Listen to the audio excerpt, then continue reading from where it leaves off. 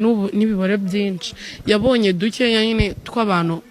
abantu bakundana bakenya banangana ubundi se wahora n'umwana munganya ukajya kunkuru wahuye n'imboro bahuye n'urutoki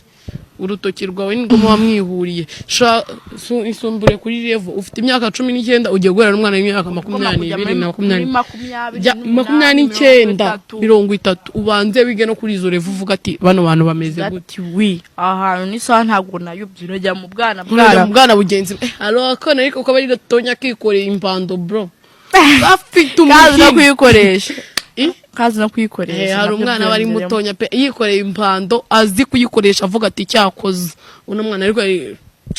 twese twana bundi tuzi gukora akazi n'utuye ko twese tugenda bundi nicyo kintu ngundira abantu bakuru umuntu mukuru akora ibintu bye porampora nyene uko abazi cyashaka n'umwana bakiza ahubwo umwana bikorana ubwana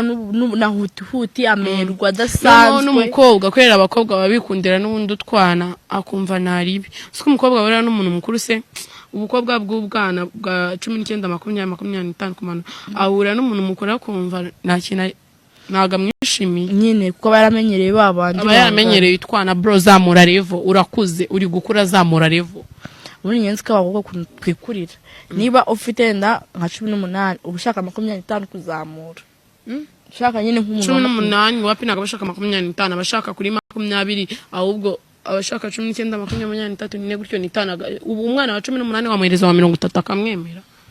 wapwa nje nibo ndakuze nikundira jewe nagize 18 sambana n'umugabo wa 35 wabandi wubatse gusa yabinkoreye neza pe n'ubundi narasambanye gusa nawe ndongoraga neza nuko yaje kugenda none barabuze ball babuze kabanda yabikora gasha ureka abantu